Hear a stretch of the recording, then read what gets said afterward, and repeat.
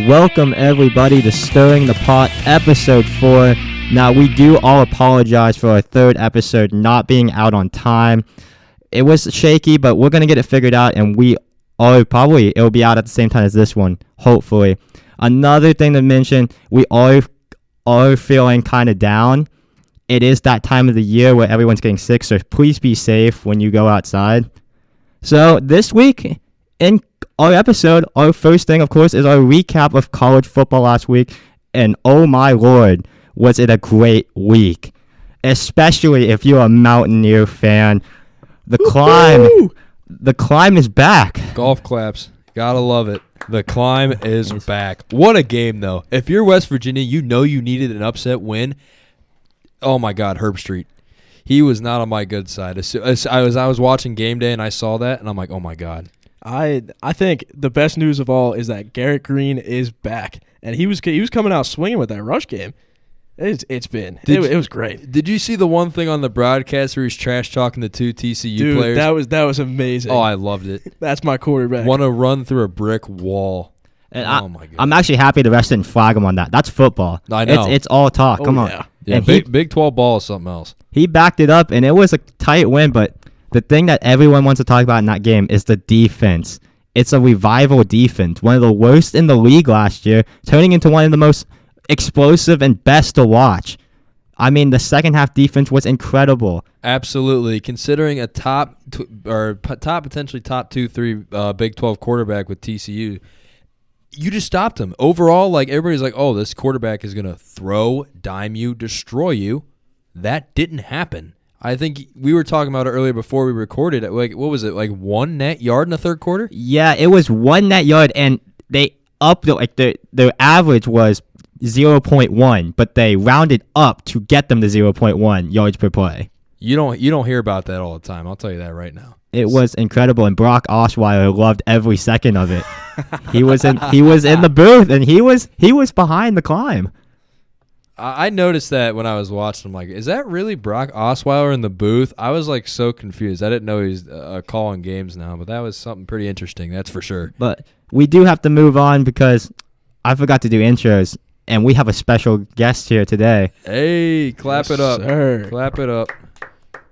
Hello. It's Andrew, first time on here, and it's an honor to be on here. What's going on, buddy? Sir. So Andrew is on here. Cam, unfortunately, is going back home. And also, he could not come on because of what we like to call the Broncos comeback against the Bears. Oh, my God. He just couldn't handle it. So we have our boy Andrew here today, and he's got some great stuff for you guys. Moving on to more college football from last week, Texas was rolling against the Jayhawks, and I had Kansas over Texas. My apologies, everyone down in Austin. I thought Daniels was going to play. ESPN said he was active on Wednesday. Stuff happens. I'm wrong. I'm sorry. I was looking at that. I swore he was going to play. That's why, like, when I heard you have that take last week on Kansas, I'm like, all right, it makes sense.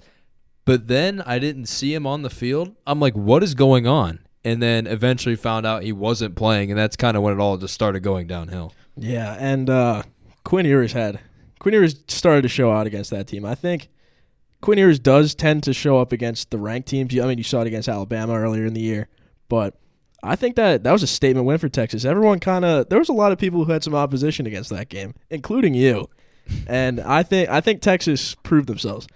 They really did. And one man that really put his name in college football, Jonathan Brooks, the sophomore running back for the Longhorns. He was a different type of animal out there. 200-plus yards and 2 tutties that game. If he can keep it rolling to be even half that good, Texas offense might look very unstoppable. It's an incredible unit already, and adding a run game, I mean, I would never want to play that Texas offense. Absolutely, and that's going to keep him in the playoff conversation as well. Having a run game as well as pairing that up with the Ewers and I believe Xavier Woods connection, oh my God, they look unstoppable. Yeah, but moving on now to another game. You know, we thought it was going to be game of the week, but one game outshined it. But I know Connor would like to talk about it. Yep, that is Notre Dame versus Duke. I had high hopes for this game. It looked like it was going to be a really good game, but didn't end up living up to the hype somewhat. 21-14 was the end score. Notre Dame ended up taking it. It was I don't want to say it was a bad game per se. There definitely could have been more scoring from these two teams. But Audric Estime, not the greatest efficiency on the ground. He did have 2 touchdowns with that go-ahead 30-yard rushing touchdown. But again, Notre Dame against those ranked teams, they do look sort of shaky. Absolutely. Leading into, I believe, what was it? It was a 3rd or 4th down where Hartman had that huge run. How do you allow that if you're Duke's defense? In my opinion, I think that's one of the things, like one of the top things you have to look out. Like, yeah, it was like maybe 14, 15 yards. But still, Sam Hartman can make a play out of anything, and he showed that, and he showed why he was one of the a little bit of underrated quarterbacks in college football with potentially the run that won him the game. Yeah, and I mean, on the other side of the ball, Duke, it wasn't the greatest game for Riley Leonard. I think he showed a lot of flaws, but he was carrying the load there. 18 carries for 88 yards. Not the greatest efficiency through the air, 12 for 27, 134 yards, a touchdown and a pick. But he did end up getting injured in that game.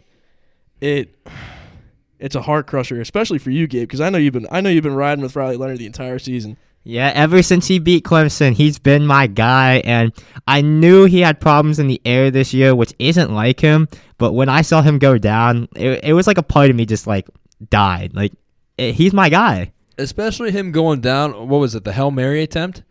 Yeah. Wow. Like, honestly, like that's the worst case scenario if you're Duke. You're already a tough loss at home. You already know it's a loss. And then just to have your star quarterback get injured, it makes it even worse.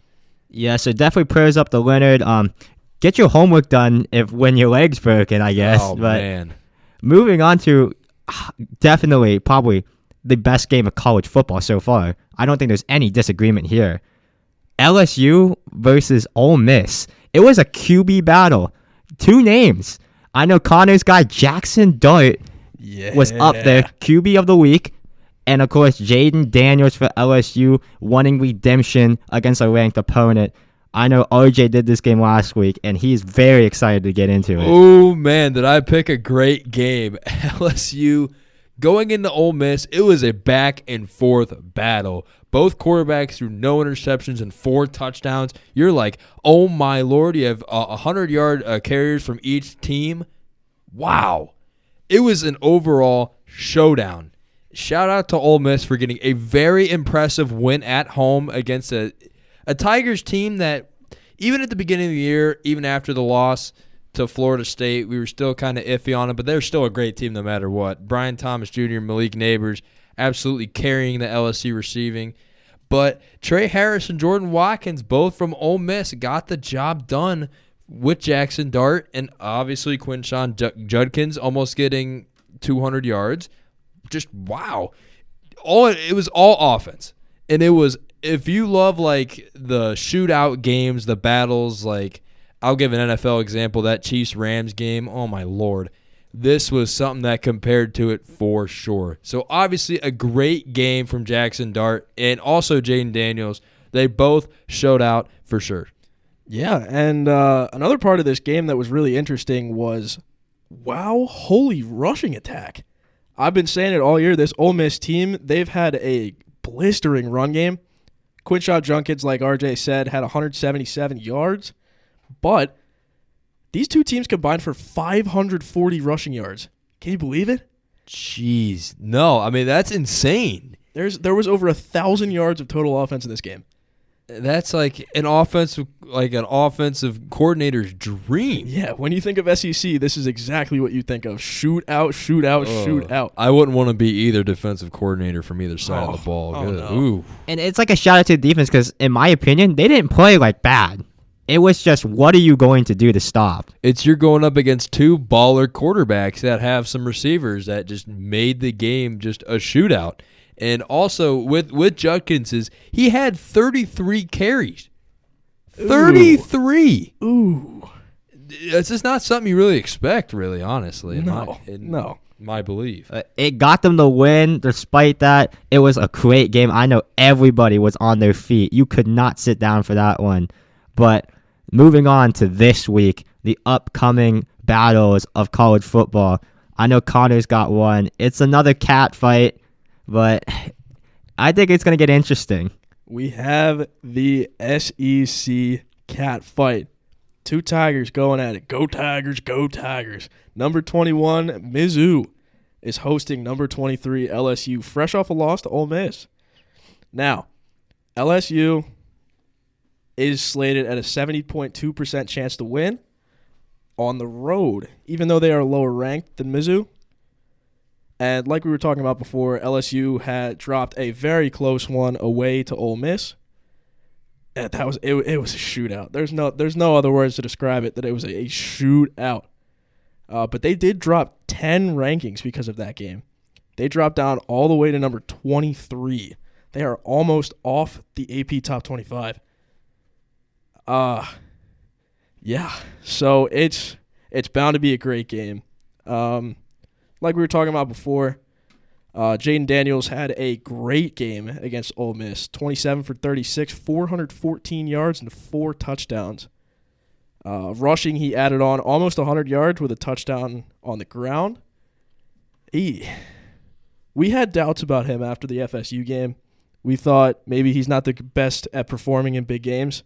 Even though they did lose this game, he performed. He shined. LSU's running back Logan Diggs had 100 yards and 2 touchdowns, and LSU's top 2 receivers combined for 226 yards and 3 total touchdowns. This offense was firing on all cylinders. The defense, though, was lackluster. I mean, you got to give it to them. They were playing Ole Miss. They can hit you anywhere. They can hit you deep. They can hit you with a long run. It's kind of hard playing against those SEC offenses, but it's another SEC battle this week. One thing I'd like to note about the LSU defense is that they registered 0 turnovers and 0 sacks against the Ole Miss offense, which I know I'm seeing the faces right here. You're thinking, what? Ugh. Yeah. I wouldn't expect that, honestly. It's weird. But moving on to Mizzou, they actually went to Vandy. The under construction stadium. Yes. Yeah, the punching bag. Yep. Yeah. Much like their stadium, that program is definitely under construction. Oh, that's for certain. Mizzou actually only won by 17 on the road to Vandy, 38-21. They did move up 3 ranks in the poll. It was another great game for what seems to be budding star in Mizzou's wide receiver Luther Burden III. He ended with 11 catches for 140 yards, 2 touchdowns. That's 12.7 yards per catch. He's been balling.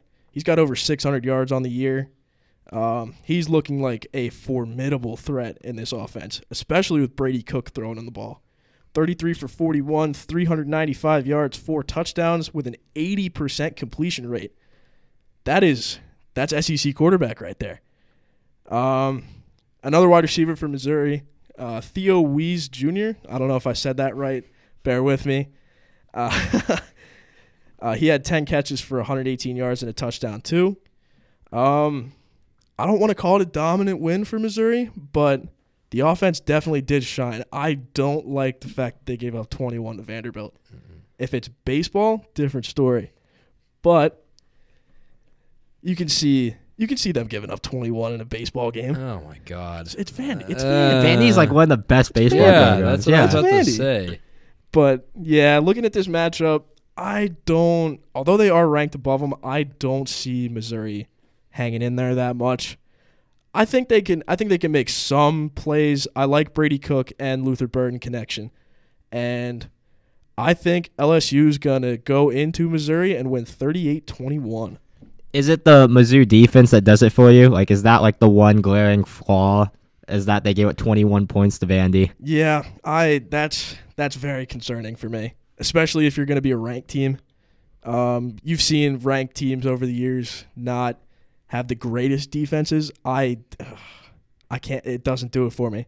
And I think this LSU offense, coming off of a great performance against the Ole Miss defense. I really like their chances. Very interesting stuff. But moving on now to OJ with a newly ranked opponent for Georgia. Ooh, I'm excited about this one. One of the more underrated matchups in the country. Number 20, the Kentucky Wildcats go to Sanford Stadium to face Georgia. Number 1, Georgia. And you'll understand why I say that in a second. But, wow. Georgia surviving a close game in Auburn, 27-20. I just don't know how to really – this is the number 1 team in the country. I don't know how you only beat Auburn by 7 points. And honestly, that whole offense, that game, was carried by Brock Bowers, who had 8 for 157 and a touchdown. In my opinion, he carries the offense. He makes Carson Beck look 10 times better than some people say he is. I'll say that for sure. But wasn't just him. John Edwards had 19 for 76 and 2 touchdowns. So once they kind of got in that red zone, he kind of got the job done on the ground. And then even like the second leading receiver for Georgia was Marcus Rosemary-Jacksaint, who had 2 for 44. I know. I'm looking at the face. It's a very interesting name when I was doing research. Wow. That is a tongue twister. I give you applause for trying that one. It was a very fun name. Shout out. Gotta like it. But Georgia's defense, though, my 2 kind of top guys for them were last week were Malachi Starks, who had a pick, 4 solo tackles and a TFL, and then Samuel Modden Jr., who had 7 solo tackles and a sack. He's a linebacker for him. Overall, they kind of got the job done on offense and kind of gave Peyton Thorne kind of a little bit of a shakiness at home that kind of led Georgia to that victory.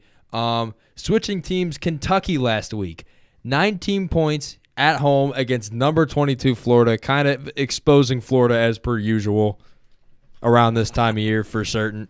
But God, Ray Davis, the running back, good Lord, 26 carries, 280 yards, and 3 tutties. And wow. What we might add is he had 200 yards in the first half alone. Exactly. I saw that, and I'm like, oh, my God, this man is single-handedly carrying the offense, almost like how Bowers does with Georgia. And you can see why when you look at Kentucky quarterback Devin Leary, former NC State transfer. He went 9 for 19, a little under 50% completion percentage, 69 yards and a touchdown. Wow. Are we getting Phil Jerkovic vibes from him? Yeah, a little bit. I'm not going to lie. Is he on fraud alert? Absolutely. Oh, yeah. He's on fraud alert. There's a lot of high hopes from him coming into Kentucky and kind of keeping what Levis did, but that's not getting it done. I'm telling you that right now. Leading receivers for Kentucky were Barry Brown, who had 4 for 37, and Tavion Robinson, who had 3 for 25. So obviously not as big numbers. Honestly, if you take just those 2 guys alone out of those 7 completed passes out of the 9, that's almost your whole yards right there for Devin Leary. So overall, if you want to beat Georgia, you'll need to pass the ball. Simple as that. For defense for Kentucky, 2 defensive backs, I think, overall got the job done for them and kind of exposed Florida. Maxwell Hairston, who had 8 solo tackles and a TFL, or half a TFL. And then Alex Afari Jr., 5 solo tackles and a TFL. Overall, both getting the job done, kind of covering Florida and Graham Mertz. So overall, job well done to those 2. My final takes for this game, though, if you're Kentucky, you need to establish a passing offense. If you're getting that Devin Leary 9 for 19 again, you're getting destroyed. It's in Georgia. You're getting destroyed. It's as simple as that. And also, with having a pass game, keep the run game going. Feed Ray Davis when you can. Like, if they're predicting pass, like, if they do, because they're obviously going to try and just attack Ray Davis first, Ray Davis, oh my Lord, just get him the ball. Get him like 30. Give him 40 carries. Honestly, I could see him getting 40 carries. 40 carries? Wouldn't be a bad idea if you look at Leary. That's all I'm going to say. If you give someone 40 carries, that's just telling your quarterback, hey, you suck. Like, I mean, am I wrong? Are we talking about like pocket passer, like check down merchant type stuff? That's what Leary's probably going to do, yes. Yeah. I wouldn't be shocked. But looking at the other team, if like Georgia's key wins, Carson Beck needs to be efficient and not turn the ball over. If Kentucky's defense can force turnovers, it could be ugly. It could be an ugly, close game again like it was last week. If you're Brock Bowers, obviously you still need to be the most out of that offense. You are basically almost that whole offense. So kind of just did what you did last week. That'll most likely get you the win, and it wouldn't be a bad strategy for Georgia. And obviously that leads to Kentucky. You need to double cover Bowers all you can. Anytime you get the chance to, you need to double cover him. So if you can get pressure on Carson Beck, you could make him get those sacks or maybe even a fumble out of him even. That'd be probably your best case scenario. But overall, I think it's going to be closer than people suspect just due to what I saw last week out of this Georgia team. And I'm going to regret saying this. Give me the Wildcats. 24-21 in Georgia, the upset of the season. With that type of quarterback? I'm taking a chance. I don't like this Georgia team. I'm taking a tough chance. So you're telling me, and I think this is a special type of game because it sounds like the battle of the skills players. It's Brock Bowers versus Ray Davis. Basically, yeah. That's what this game is, basically, yes. That's an interesting take. I can see where you're coming from, though. Don't get me wrong. I'm not saying I fully disagree. Yeah. It's not as crazy as it sounds, but honestly, I'm probably going to get proven wrong now that I just picked them, honestly. Yeah. That's how my luck goes usually with picking upsets. You've got a very slim chance of that happening. That is for certain. I'm going with Brock Bowers all the way. He's like a Kyle Pitts. Basically, yeah. It's going to be a Brock Bowers carry job again. As it usually is, yeah, probably. But he'll be a top 5 draft pick in this coming draft, that's for sure. How can you take the Wildcats? I'm doing it. I got to pick an upset. Basketball teams are teams too. Absolutely, that is correct. Drake May, you got Drake May, UNC. Yeah, well, you got Duke on the downward trend now because the quarterback's injured, and now Kentucky. I mean, what are you supposed to do about that? The basketball teams are taking over college football, but now moving on to our guy Andrew and his game. Why don't you tell us about your game, Andrew? Well, Notre Dame and Louisville. Notre Dame ranked 10th and 11th, and Louisville ranked at 25th for the first time since 2020. Notre Dame, of course, coming off that tough road win at Duke. Key player Howard Cross III, 13 tackles and 2 forced fumbles, and a sack for the defensive linemen. They were 3 of 15 on third down, but 3 of 3 on fourth down. Louisville coming off a 13-10 win on the road at NC State.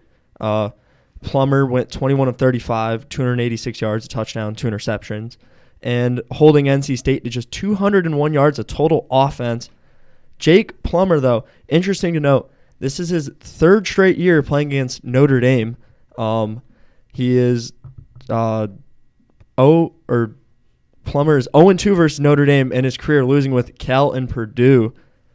Other key players from Louisville, Jawar Jordan, very good running back, 510 rushing yards, averaging 7.7 yards a carry. The explosive Jamari Thrash at wideout, 20.2 average on reception, 5 touchdowns, and a long of 85 yards. Yeah. Wow. Ooh. Yeah. Big play alert.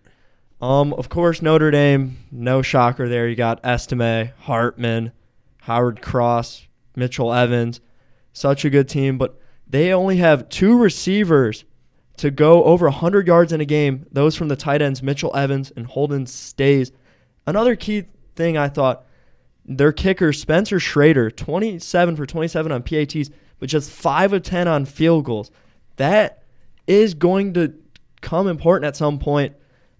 Louisville at 5-0. Their head coach, Brom, in his first year at Louisville, the second coach in the program to ever start at 5-0. They are 3-0 in one-score games this year, and he's pulled off big upsets before. Of course, Ohio State 2018 at Purdue, number 5 Michigan State in 2021.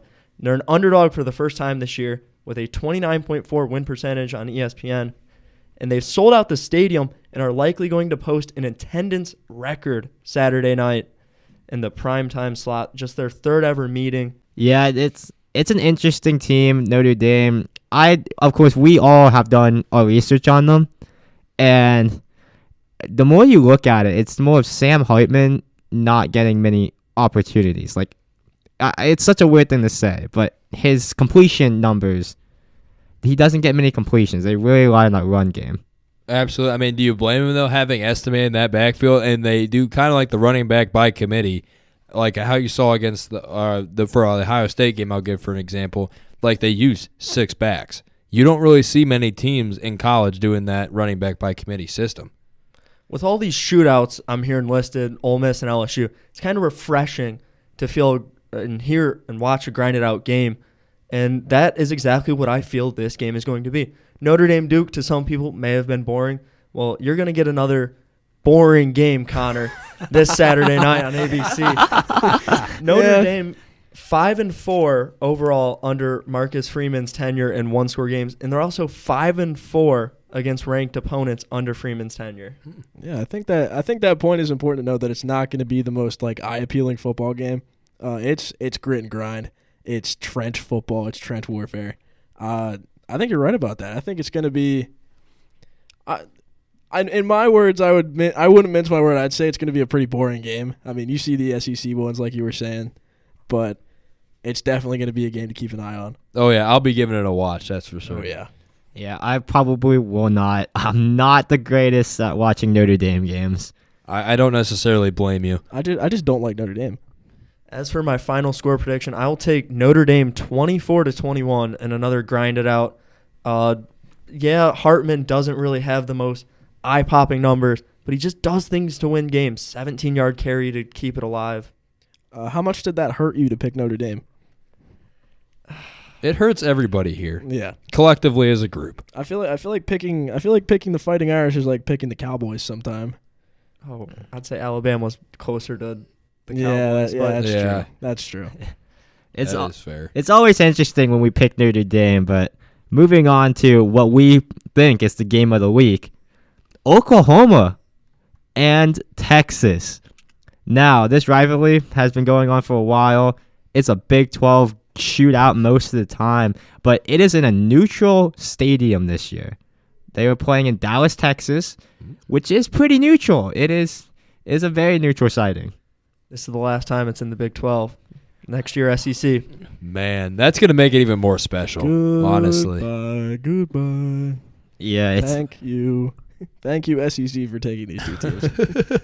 I don't want to deal with them anymore. Are we as West Virginia fans going to sing like the na-na-na-na? Yeah. Na-na-na-na. Hey. Goodbye.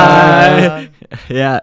But this is, I think, one of the most interesting ones I've seen in a while. Because you have a star-studded Texas team, which I'll get into later. But this Oklahoma team assembled of players that don't really have NFL star written all over their name. Now, for Oklahoma, my guy, Dylan Gabriel, is under center for them. And my God, has he had a year. Last week against Iowa State, he was 26 for 39, 366 yards in 3 quarters. He did not play the fourth quarter of that game, but he had 3 touchdowns and an interception with a QBR of 95.7 and 2 rushing touchdowns. He just, people had questions about him going in the Big 12 play, and that Iowa State game, he just lit it up. Now, the number one glaring flaw for this Oklahoma team, the run game is terrible. Minus that SMU game, the run game has not done anything. And Marcus Major, the running back, he's got 19 carries for 66 yards against Iowa State. He's averaging under 4 yards a carry. He's a 6', 225+ running back with ridiculous speed. And he can't get anything done. I've never seen a guy of his size, his speed, his agility not been able to get anything done. He's had 5 games on his belt, under 200 yards and 1 touchdown this year. That is unacceptable if you're an Oklahoma team as a team as a whole. They can't do anything in the run game, and it's making them super one-dimensional. But they haven't played the best of opponents, which makes it easy for them to win. Exactly, but going up against a great Texas defense, in my opinion, and not having a run game, that is going to hurt you bad.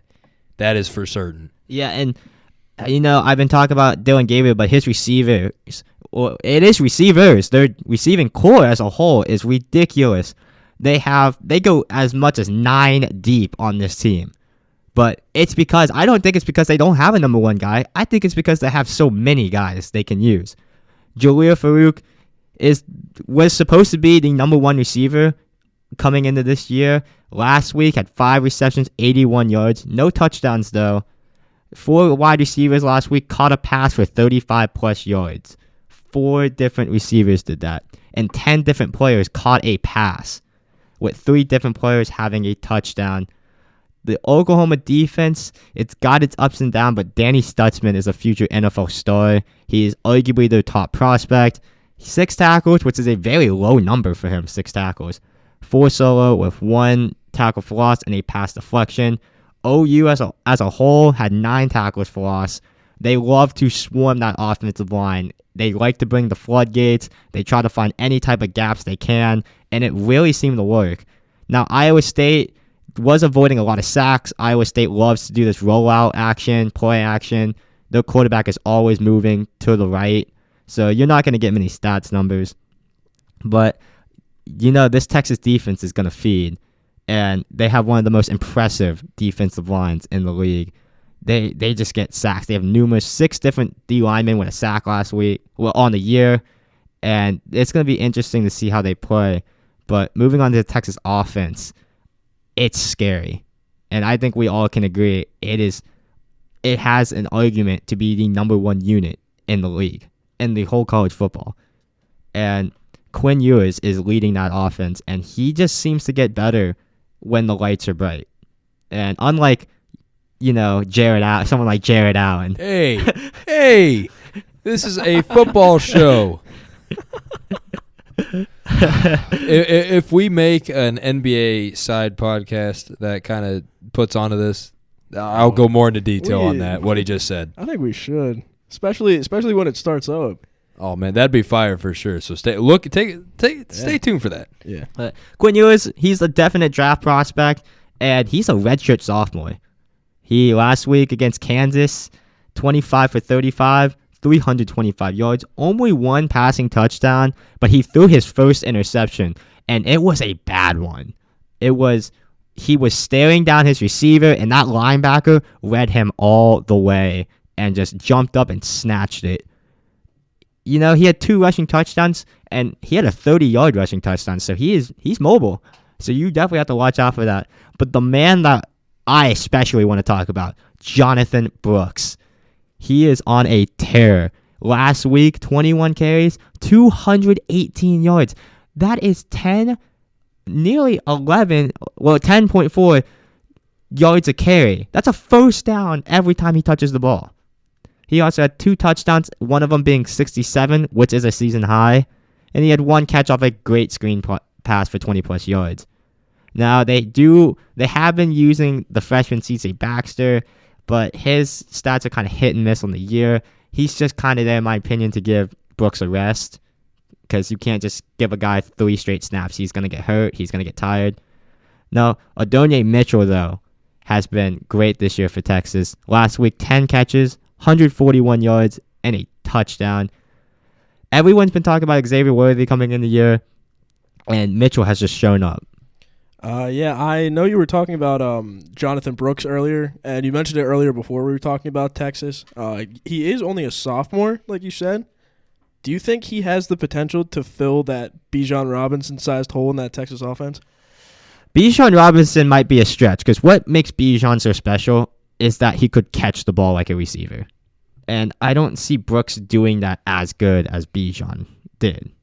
But still, I mean, for what he's doing so far, though, it's progress for Phil in that. Absolutely progress. Oh, it definitely is. He needs to work on the speed a bit. He doesn't have breakaway speed, but he's very good at finding the gaps. He's a very patient runner with great ball carrier vision, and that's why he's able to get so many chunks of yardage per play. He picks and chooses when to strike, and it works out for him. But the offensive player everyone thought was going to be great for Texas, Xavier Worthy. 7 catches, 93 yards last game, no touchdowns. I'm not saying he's been underperforming. I'm not at all saying that. It's just you're expecting a big-time season, and you're expecting a superstar season. and he has been just stellar. So it's not like he's playing bad, but for the standards he was set, it's not looking like he's living up to it. And for the defense for Texas last week, 0 sacks against Kansas. That's not great, but their quarterbacks are very mobile. Only 1 pass deflection, only 3 tackles for loss, no interceptions. But they had 3 forced fumbles, but only 1 of them was recovered. So they've probably got to work like that. Going up against Oklahoma now, thunderstorms are an issue. They will be delayed. Rain will come before and during the game. Texas running game looks superior in every sense of the word to Oklahoma's. And that's probably what will carry him to that victory, especially with like you said, the thunderstorms. That's gonna make an issue for the pass game. So if it goes to the running game, I think Texas will make a statement if it comes to that point. Yes, as Oklahoma has shown to do this weird 3 deep wide receiver running back unit. Marcus Major under 200 yards. He's not been good. Tyler Walker, if you subtract the incredible SMU game, he has 76 yards on the year, which is not good. And then Javonte Barnes, a sophomore, 122 yards on some iffy carries and didn't even play last week against Iowa State. So if it does come down to quarterbacks not being able to throw the ball well in rainy, wet conditions, Texas is going to steamroll. And that defensive line is arguably the best in college football. So first of all, you can't establish a good run game if you're Oklahoma and add on the Texas D-line. That's going to make it horrible for them. So Oklahoma needs this game to be a pass-heavy game if they're going to even have a chance of winning. They are favored, Oklahoma. Yeah, they are favored. How are they favored? They're favored? Yes. They are favored by ESPN. I think it's 54% wise. That's crazy. That kind of tells something about the ESPN FPI, honestly. And especially against a team like Texas who has already knocked off 2 ranked opponents. I mean, that's crazy. Blasphemy. But Stephen A. The OU defense, they love to swarm the line of scrimmage, get that running back in the backfield at the line of scrimmage. The safeties, though, for OU, they're very flat-footed. They're not ready to make plays. They're not ready to drop back deeper if they have to. And Kansas exposed that. But, it's going to be, in my opinion, offense is looking to do offensive things. But due to those thunderstorms and Brooks just being on a tear, I really do think Texas is going to beat OU 34-23. I think Brooks is in for another incredible game against this OU team. Yep, double digit. That's a great take, in my opinion. I think if Texas gets a good win, that could potentially propel them up to 2. You never know. I think it should. That's now 3 ranked opponents they've beaten. Yeah, especially considering shaky games from Michigan and Georgia over the past. I think they deserve that 2 spot. And Georgia has their first test as well. So if Georgia doesn't fare well against that, it's looking like Michigan and Texas might be moving up. And these 2 teams, they could see each other again in the Big 12 championship game. I don't think that's out of the equation. These might be the far and away best teams in the Big 12. Yeah, it's really been those 2 undefeated teams, Texas and Oklahoma, and then you just got West Virginia making the underdog story of the year. Loving it. Hey, I mean, in the wise words of once West Virginia quarterback Geno Smith, they wrote us off. We ain't right back, though. They wrote us off. We're ready to go. We ain't but right back, though. West Virginia making a push. But moving on to the AP poll, new and improved. Now, of course, we'll go down the list 25-1. So starting with Louisville, newly into the top 25 at 25. Fresno State moving up to 24. LSU moving down 10 spots to 23. Tennessee moving down 1 spot to 22. Mizzou up to 21. Kentucky enters the top 25 for the first time this year at 20. Duke only moves down 2 spots to 19. Utah drops 8 spots to 18. Miami moving up 1 spot to 17. Ole Miss moving up 4 spots to 16. And Oregon State re-entering the top 15 at the 15th spot, moving up 4 places. Drake May moving up 1 spot to 14. Washington State moving up to 13. Oklahoma moving up 2 spots to 12. Alabama just outside the top 10 at 11. Notre Dame re-entering the top 10 at 10. USC going down again this week to 9. Oregon moving up to 8. Washington, Penn State, Florida State, Ohio State, still 7 through 4. Texas, Michigan, Georgia, also 3 through 1. Nothing really changing there. But guys, thoughts on this poll? USC. That first half against Colorado, they looked like they were going to blow them out in the first half. But as USC does, USC did pull a USC and made it very close at the end when they didn't need it to be. But I think that shows a lot about this team. I made the analogy a lot watching that game that USC, the S in USC stands for, or the SC in USC stands for Swiss cheese because that's their defense. Dude, You're not wrong. they were dicing them in the second half. Man. It was crazy. They made Colorado made it look like a game again. Shockingly.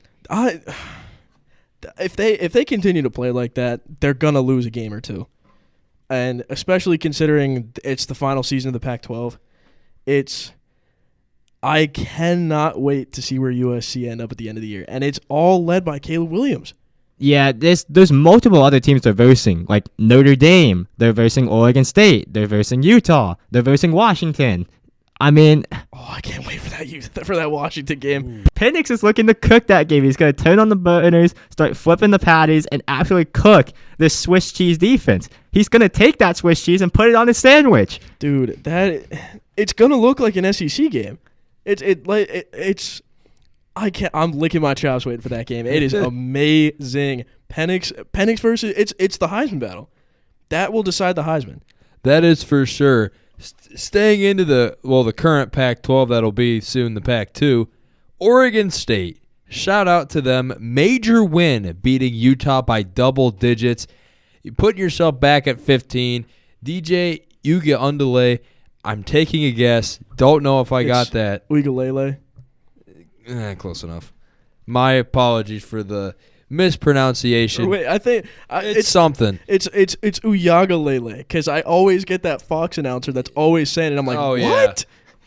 I mean, honestly, everybody's kind of just taking a crack at Uyagalele. it. They're trying to just hope they're right, honestly, and I don't really blame them. But just shout out Oregon State. It was a major win that they needed to kind of get them back on that middle of the pack, the top 25. Yeah, I don't know what you guys are doing. I call him DJ.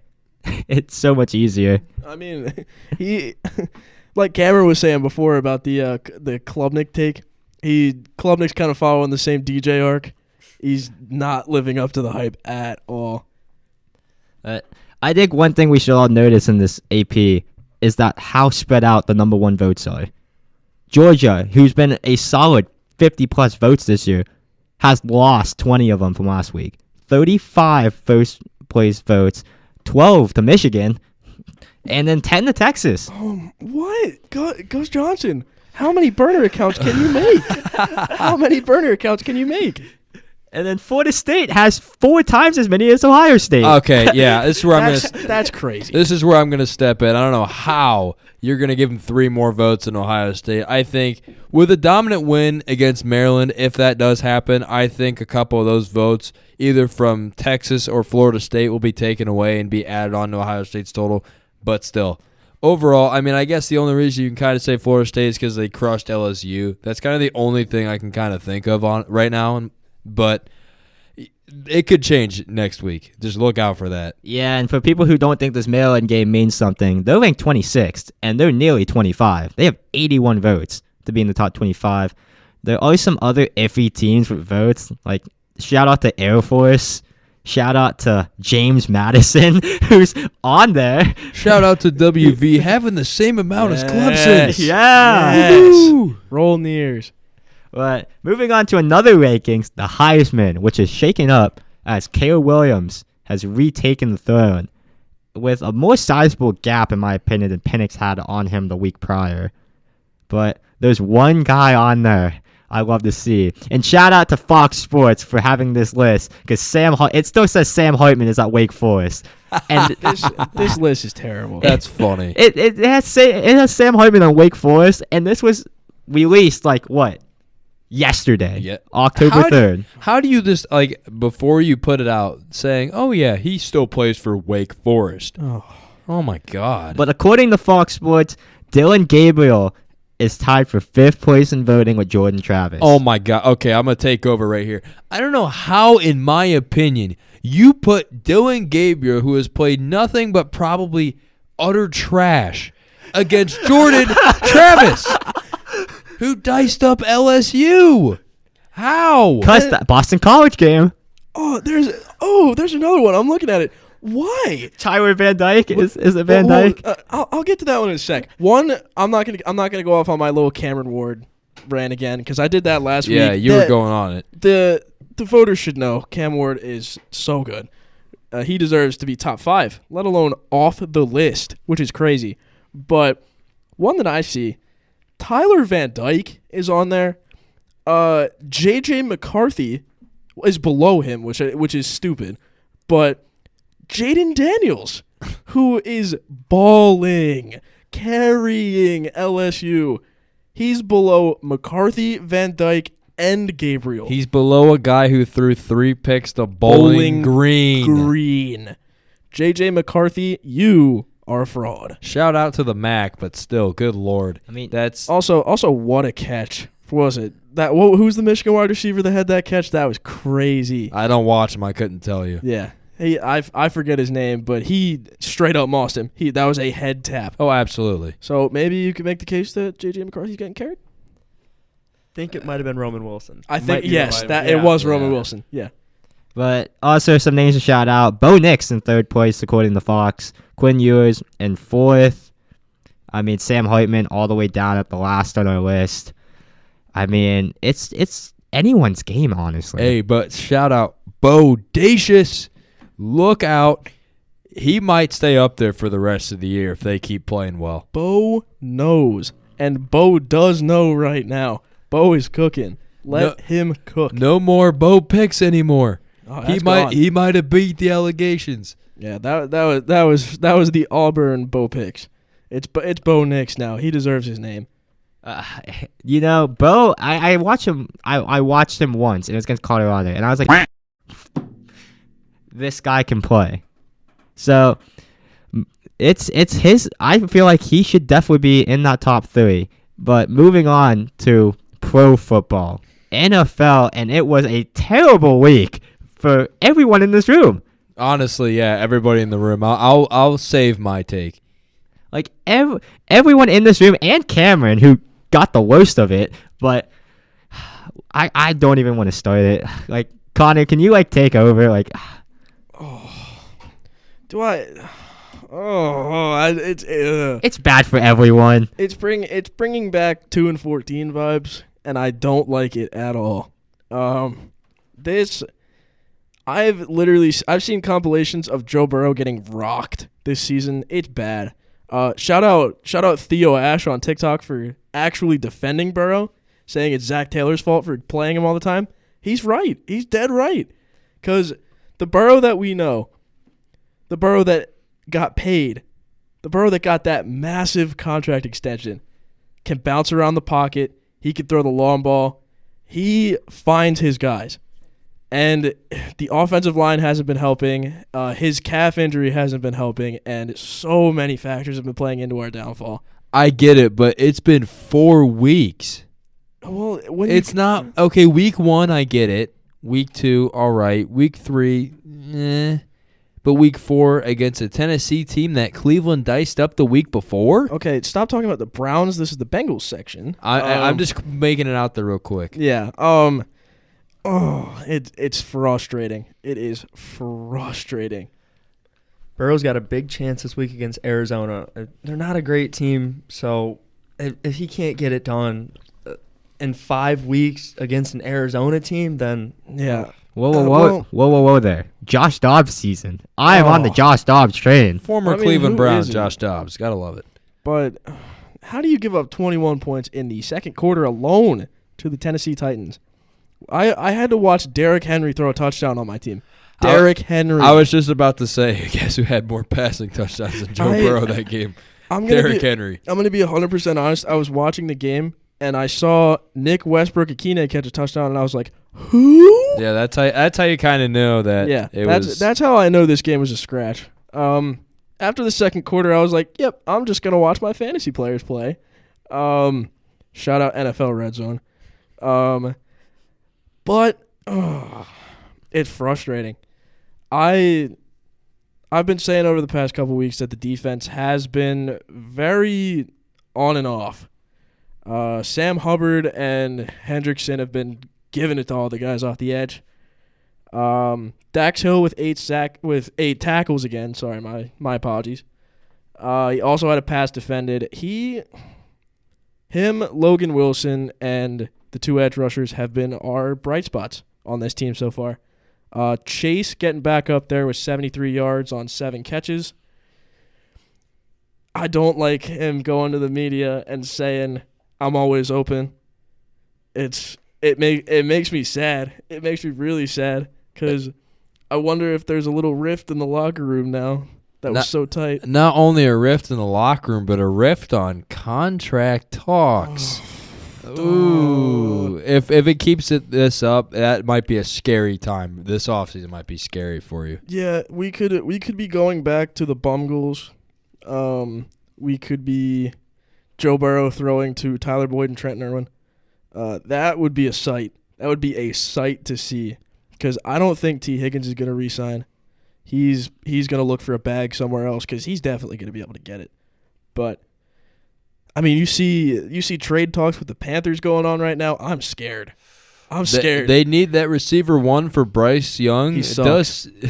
Does Cincinnati kind of take the trigger and take a trade? I don't care. Bryce Young sucks. He's bad. Would you trade T. Higgins to the Panthers? No, I wouldn't trade him at all.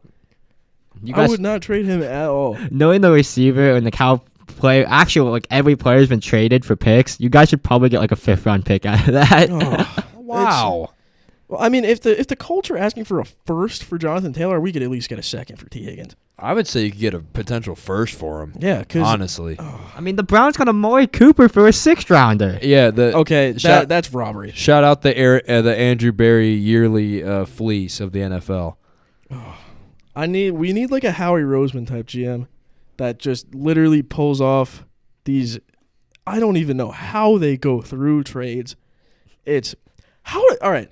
I know this is off topic, but how did the Eagles get DeAndre Swift? Who let that happen? That's a great question. Honestly, I don't know how the Lions even were like, "Hey, let's just trade him here. Let's trade our star running back." No. Dan Campbell is a mastermind. Like, let me tell you why. He saw, like, he foreshadowed Taylor Swift and Travis Kelce. So he said, let's put our man DeAndre down in Philly so they can have a Kelce Swift duo. Oh. And if Jonathan Taylor gets there, not only do they have a Jason Kelce duo, they have a Jason Taylor Swift duo. Gabe, I think football fans are tired of hearing the words Swift and Kelce together. I mean, it's bad. Yeah, it was Colorado first, and now it's just Taylor Swift. I want Colorado back. I want the Colorado Post back. Yeah, because honestly, at least it's sports. Yeah, at least that's it's football. fair. Like, yes. Hugh Jackman and Ryan Reynolds are apparently not even people anymore. I guess not. It's the oh look, Taylor Swift's in the press box. Oh my god! And Patrick Mahomes threw a touchdown. Yeah. I know Taylor. That's a heck of a play by Mahomes. I know Taylor's Chris getting Collinsworth. that. Taylor looks frustrated every time Mrs. Mahomes opens her mouth. do you blame her? Brittany's like, that's my spotlight. Not anymore. Yeah, good Lord. Moving on. Yeah, well, let's move on to you, Gabe. We'll save me and Andrew's for last. So mine wasn't as bad as your guys's, but losing a winnable close game against a team that's supposedly supposed to put you in the ground every year of every minute, it just hurts my heart. Jahan Dotson, what a catch. What a throw by Howell. His O-line figured out the definition of blocking for one play, and it worked. Sam Howell, though, he's been sacked 24 times this year. He is going to have early CTE at this point. Oh, my Lord. Wow. He got the buy one, get one free deal on that. But Yikes. Oh, man. Tell him how you really feel. B-Rob is now the better B-Rob according to the NFL. He is above Bijan Robinson in the running back. What? Brian? I saw No that Brian. way. I got the alert on my app that Brian Robinson was put one spot ahead of Bijan Robinson. That's ridiculous. Many men Many, wish death many. upon me. Have mercy on my soul. Terry McLaurin had 8 catches, 86 yards. I love to see it. Emmanuel Forbes got absolutely cooked, refrigerated, and then cooked all over again by A.J. Brown. Because A.J. Brown had 9 catches, 175 yards, and 2 tutties. Connor, you're welcome for that, for fantasy. Yes. Oh, And then Jalen Hurts only had 12 incompletions and had as many passing touchdowns as Burrow does on the season in this one game. But there's this one play that everyone's probably seen. Terry McLaurin making a ridiculous catch off a ridiculous throw from Sam Howell in overtime. The toe is in. The toes are in. And what does the ref see? Nothing, because he's blind. Hey, we had that last week when they called Cooper out of bounds when it wasn't even close. But they reviewed this multiple times. Well, they that shows you NFL officiating. It was in replay. We all know that. There was bad. green in between that. I could fit a Snickers bar in between that gap. That is not true. That is so random. Yeah, That's not true. It was a close call, but we could have been in like scoring position or something. Like, I don't know. But now we're 2-2, and that doesn't look that good. Like, the Eagles are 4-0, and they haven't even been playing like incredible. The Dallas Cowboys are 3-1 thanks to New York teams. The other New York team is in shambles. Oh, my Lord. 11 sacks. Wow. And when we're talking right now, Daniel Jones is getting sacked. Shout out to you, Tree. Yeah, 2-2 is not good enough to get Caleb Williams if you're the Commanders. We're playing for Brock Bowers. I mean, yeah, honestly, that wouldn't be a bad idea right now. Or a linebacker. I'd take any linebacker. At this point, we're playing for Brock Bowers. I'd take Brock Bowers. Yeah, between you two, it's the battle of the Brock Bowers. I don't even want Can Brock. we just, I want a linebacker. Can we just start Jake Browning for the rest of the year and just get Brock Bowers? Yeah. What? No, this is. Maybe he'll actually complete a pass. Yikes. We have Wow. David Mayo at linebacker. Wow. I can't believe you just said that. David Mayer? David Mayo. Mayo. Yeah, and he's as white as Mayo. Oh, my God. But he's taking the he's taking Hellman's. I mean, and then we got What you're saying every time he's on the field. we got Cody Barton, who was supposed to be a Cole Holcomb replacement. He hasn't done anything. He's just missing tackle. It's like he puts like grease on his arms or something before the games, and like he just gets slipped right past every time I see him. It's like, what is tackling drills? Jack Del Rio is blowing my mind. I don't know if he doesn't know what an edge rusher is, but when I see Chase Young dropping back 10 yards in coverage, I'm literally confused out my mind. And then the very next play, I see Montez Sweat doing the same thing. It's like, what are we gonna do? Like, what are they gonna do? They're a defensive lineman playing linebacker or like box safety. I've never seen anything like it. But he's getting in his own head. He's trying to become unpredictable, and he doesn't even know what he's doing anymore. But I'm done. I'm done with my rant. Back-to-back losses after 2-0. I can't believe this. I'll take over from the Browns standpoint. I was at this game. I was in Cleveland Brown Stadium for this game. Funny enough, so we're driving up to the stadium, right? And we're listening to Cleveland radio. One of the things I heard, that's when we found out Watson was out for the game. And we're all kind of like, we didn't really know how to react in the car. We're like, okay, maybe DTR. And then I hear Cleveland radio say, yeah, if DTR throws for 300 yards and 3 touchdowns this game, bench him, and the New York Jets will package a first-round pick for him. I heard that on Cleveland radio. What? Yep. Word for word. I heard that on Cleveland radio, What? and I'm like, no. What is in the water in Cleveland? Not good things. I'll tell you that by the lake. Anyway, yeah, so obviously that was the opposite of what happened. He threw 3 picks and no touchdowns and under 50%, and he was getting harassed the whole game. He was clearly not ready. From what I saw live, it was like he was only looking for his first read. Like there were like maybe 5 plays that at least someone was open and he wouldn't throw to him. Oh my gosh, it just made me so mad. oh man. And then not only that, but the defense, I'm not really blaming it on them. They were put on the field way too much than they should have been. But wow. It was before halftime, Mark Andrews basically mossed 3 of our defenders. Oh my God. I'm like, okay, nice. You could maybe hold them to 3. Nope. They got 7 before the half, and I'm like, great. It is 21-3 at half. We're getting destroyed. And that's exactly what happened. And Baltimore's running game got set up. Of course, you had Gus Edwards and Justice Hill and Lamar basically going for all 3 of them combined like 100 yards, which for us is unheard of this season because we just held Derrick Henry to like 20 yards. But, I mean, Lamar diced us up. I mean, his rating was 142.5. He went nuts compared to Thompson Robinson's 18.7 QBR. Wow. What a definition of tales between opposites. That is laughable. Oh. And also shout out to Elijah Moore, who thinks, wow, okay, a negative 4-yard sweep play. Let's bring it down another minus 15 yards, which is actually the only time that's ever happened in NFL history. I found that out this week. Like, I don't know. Honestly, I mean, David Njoku was our leading receiver, if that tells you anything. Looking for the security blanket, 6 for 46 the 1 week I didn't start him in fantasy. So Yeah, I didn't start Mike Andrews either. yeah, I mean, hey, you should have 2 touchdowns for him, man. He went nuts. But overall for Cleveland, we need this bye week. The bye week couldn't have come at a better time. We just got to rest up, get healthy, have Myles Garrett, Watson, and Postage back all for the game in San Fran, which is going to be at home again. Should be very, very interesting of a game, in my opinion. I think it could be closer, as some people would like to say it is, if Watson is playing, mind you. But overall, the defense just needs to go back into form. I think that'll happen.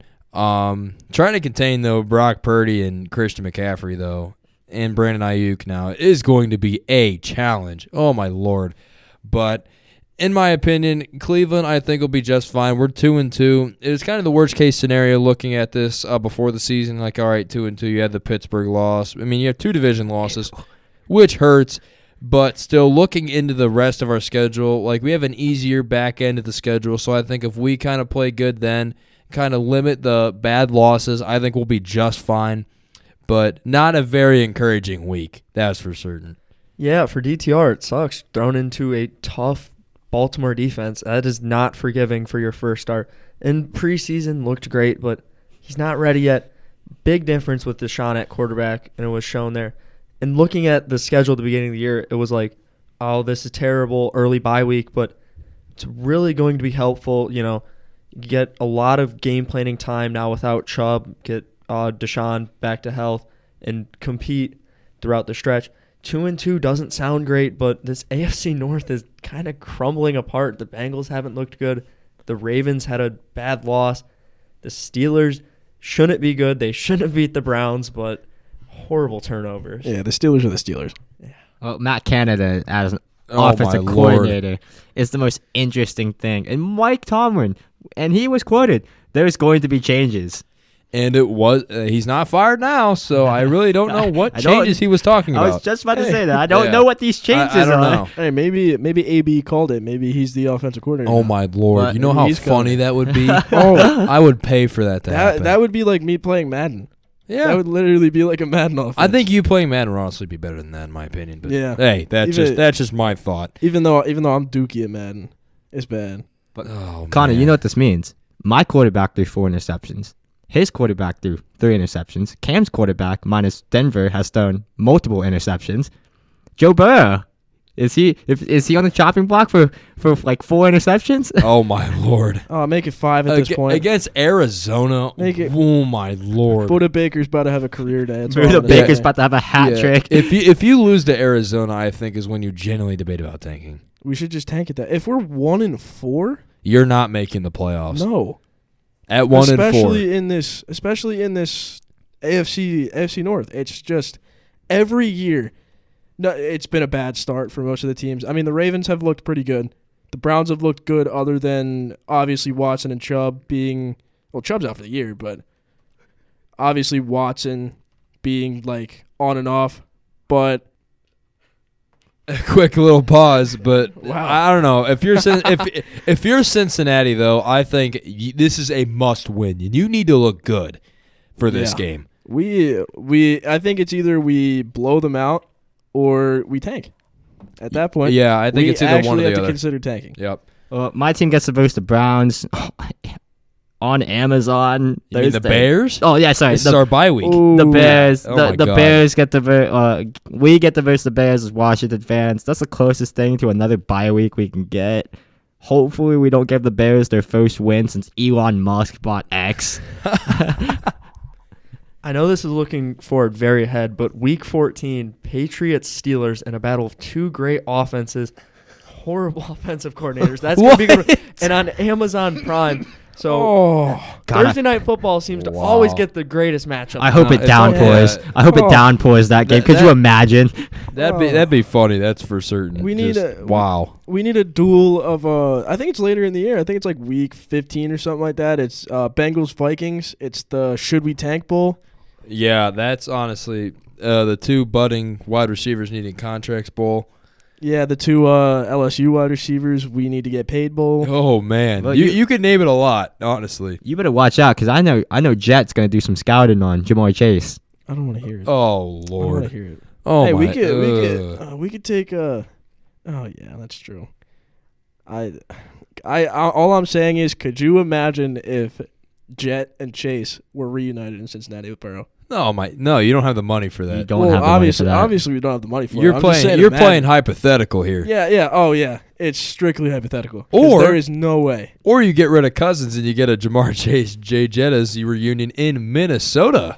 What, with who? Caleb Williams? Yep, exactly. Caleb Williams. The biggest one could be the Bengals thing isn't gonna happen, but if hypothetically if you get Jet and Jamar, just pick up Clyde Edwards-Helaire at that point. You might as well. Get that LSU offense. All right. I've got a take since we're on with the Vikings. I've been thinking about this a lot.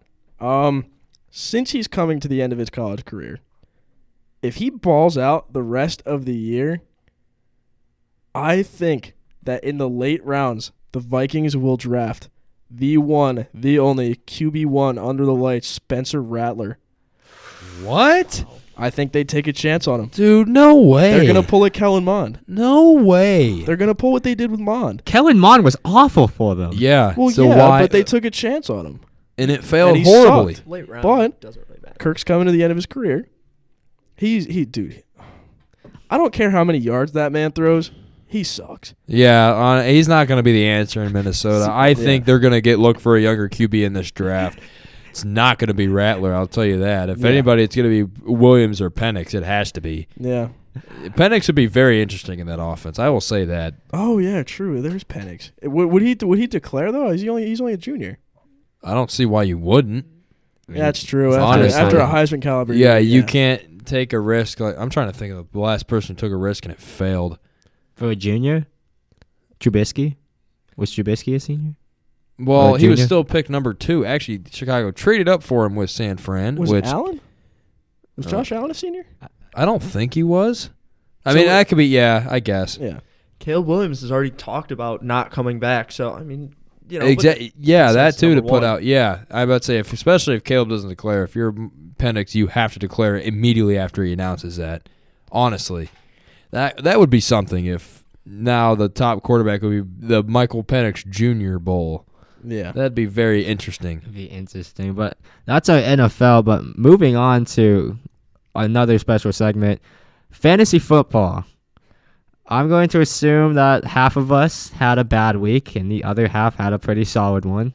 I have some breaking news coming out of our league, actually. So while we're recording, Dominic made some moves. Shout out my Again? roommate Dom. Again? Shout out. Not another Yep. Ben DiNucci? So he added Jonnu Smith, which is a smart. That's a smart. He's ad. getting more Tight end one at Atlanta. literally, which makes no sense. That's terrible. But he added Matt Prater and dropped DiNucci. So no more DiNucci Okay. morale for Okay. Dom. I like that. So very interesting. I'll start with my team. Very low, probably one of the lowest scoring weeks I've had, but I got the win. It was so weird because I was such expecting a loss. Like, looking at last week, it was Lamar and Henry carrying me with 28 and 24 points respectively. Jerome Ford did nothing, obviously. Only had like 9.5 because of the Baltimore defense. Waddle did basically nothing with 8 points. Olave had 1.4 points. Musgrave had a concussion, so 1 reception for 1 yard. And the Patriots defense, 2 points, whatever, basic, sucky. Cooper, trash. Tyler Bass, 14 points. Shout out my third leading player on my team. But I got the win. Very interesting. It'll never happen again, but I needed it going to 500. Looking into next week, though, I got to hope for the same thing, kind of Lamar and Derek to carry the load. And now I'm putting in Herbert in the lineup, so I got to hope he balls out on Thursday against your Commanders, Gabe. Because if not, I'll be in a lot of trouble. But I'm taking a chance on Jake Ferguson. I picked him up from our waiver wire, and Tank Dell. I hate you. Oh, man. You took Fergie from me. Oh, yeah. 2 great pickups that I needed that I think could give me this win. Yeah, I would not advise you to pick Herbert against Jonathan Allen and Deron Payne with that Chicago O-line. I don't have a choice because basically Eckler's out and he's on bye. Like, almost my whole team is on bye except Michael Thomas and Gabe Davis. That's all I got. So Herbert's kind of my only back left. Go pick up Gus Edwards off waivers. Absolutely not. But moving on, I actually want to hear from Andrew, knowing that he was supposed to blow someone out of the water. It was looking good when Aaron Jones didn't do too much on Thursday Night Football, but then the wheels fell off the wagon. My lowest scoring week and my only loss so far, 3-1. Ramondre didn't do anything. Raheem Mostert didn't do anything. T.J. Hawkinson let me down, 4.4 points. Mike Evans, questionable. I don't know what happened there. Didn't watch NFL this weekend. Casey's defense. It's Sunday Night Football. NFL scripted it. That's all I've got to say. That's definitely why they didn't score 30 points for me. Before you go on, nice profile picture. I just now looked at it and I about died here. So shout out to your. That's Steelers offensive coordinator Antonio Brown putting it on. Oh, that was funny, man. I just had to put that in there real quick. We are the team is not going down from here. We are still going to make the playoffs, and by me saying that, I am now guaranteed to lose every game from here on out. However, that was a bad week. Everybody has their bad week, but we're gonna keep coming. Well, you know why Zach Wilson balled out against the Chiefs, right? Continue to. He looked up at that press box and said, "Ooh, Donna Kelsey up there," and proceeded to torch Kelsey. proceeded to torch Patty Mahomes. Oh, it is so fitting that Zach Wilson went to a college that's called the Cougars. Yeah, there's a lot of very interesting. It's so fitting. Yeah. Did you see Zach Wilson's the only quarterback ever to outplay Patrick Mahomes? That is in the craziest NFL. stat. Yeah, in the NFL. And college. Did you see? Was it in college? And college. Wow. Did you see how much they narrowed those stats down to make Mahomes look good? I think Chris Collinsworth made that stat. Oh, you know he did. That's a heck of a play by Mahomes there. Oh. But some great news for you, Connor. We already know this. Woohoo! Yeah, I defeated Andrew this week. His only loss on the year. I improved to 3-1, which is amazing. I'm really happy with my team. I'm still debating whether I should change my team's name to the Waiver Warriors because I'm pretty sure I have at least 4 waiver transactions every week. The man, the myth, the legend, Kyron Williams, the best waiver pickup I've had in years. This man went for 27, 103 yards, 2 touchdowns. Who is this guy? I did not. He's a rookie, isn't he? He's the running back for the Rams. What are you talking Well, about? I know he's the running back for the Rams, but like, where did he come from? He's a rookie, isn't he? I believe he's a Yes, rookie. Notre yeah. Dame. He came from Notre Dame. Yeah. Ew. Ooh. I know. I don't like him anymore now. That just ruined it for me. I just tanked his stock in RJ's books. Absolutely. I love Quentin Nelson. Come on. For the Colts? But it was. Deshone Kizer. Hey, we don't talk about that. Hey, I swear, I need to. Why does Nico Collins score like 26 or above every time I bench him? Cause shout out to C.J. Stroud. That's Dude, why. Hey, that's my starter this week. Absolutely. Herb's on bye. Number 1 quarterback in the league. Herb. I could see if the Chargers win, if the Chargers make the playoffs, and Herb keeps on this pace, I could see him winning MVP this year. That's not happening. It could be his year. I don't know about that one. Dude, he's balling. But I like the team going forward. Jefferson and A.J. Brown combined for like over 60. That was great. I was a little concerned when Justin Herbert went off with a little bit of an injury, and then he came back 2 plays later and sealed the game for them. That was great. But Harrison Butker, thank you for the 11 points. It's very hard to find kickers that are consistent and that you can keep every week, but thank you, Harrison Butker. Shout out. He's got the leg. But moving forward, I like the direction of my fantasy team. I am not going to Waffle House. And as I say that, like Andrew said, I'm probably going to go to Waffle House. Moments before disaster. Replay the sound clip at the end of the year if that does end up happening. It's like that Twitter account, the MLB images that precede bad news or whatever. Oh, yeah. It's basically freezing cold takes. Yep, basically. I mean, you say that, but your team has also been scored the least points against, so you've got a lot of luck coming for you. Yeah, it's going to have to run out eventually. Yeah, I guess, but I like my chances against Ian. I'm telling you that much. Well, I'm versing Ian this week, and guess what that means? It's the battle of the bottom. Because it's the Tank Bowl. Me and Ian are both 1-3, but since Ian has somehow scored more points than me, I am last.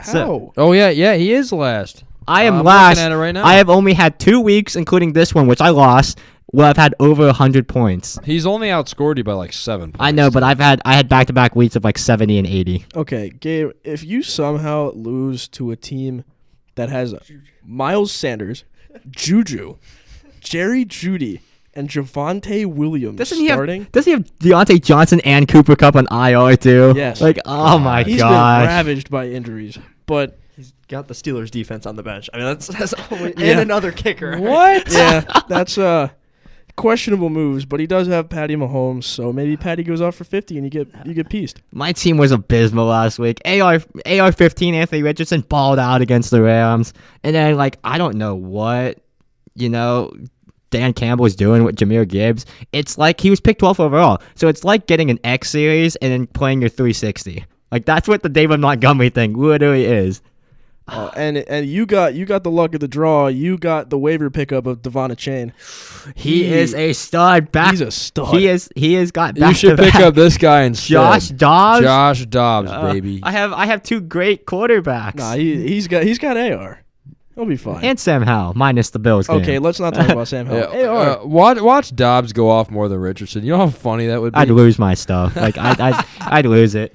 I was debating about picking him up over Stroud. Really? Yeah, I mean Wow. that's a genuine concern because that Bengals defense, coming from a Bengals fan, Yeah, It's me. fair enough. Yeah. yeah. But I also have Rashad White who disappeared. I have Tyler Lockett. Don't want to talk about it. It was up to him to win me. He had to score 12 points, and he scored under 10. Just under 10. I couldn't believe it. Okay, this just in. JT Real Mutual just homered. Go Phils. Let's go. Sorry. Oh my God. Two for two. I was waiting for it. 2 for 2. The game's going on now, and I was waiting for him to say something. I'm sorry. Like I had to plug in the baseball. JT Real Mutual. I love you. I also noticed this guy on Gabe's bench. I saw R. Rice, and it is not Ray Rice. It is, in fact, It's Rashi Rice. Yeah, it's not me either.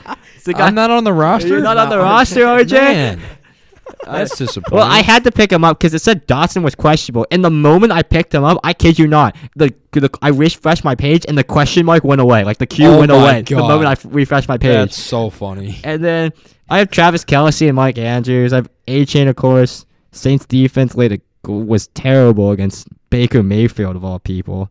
Koo got me 1 whole point. Wow. That's tough. Shout out your MVP. He's- I know how much you love him, man. He's putting in the work. I respect the grind of 1 point.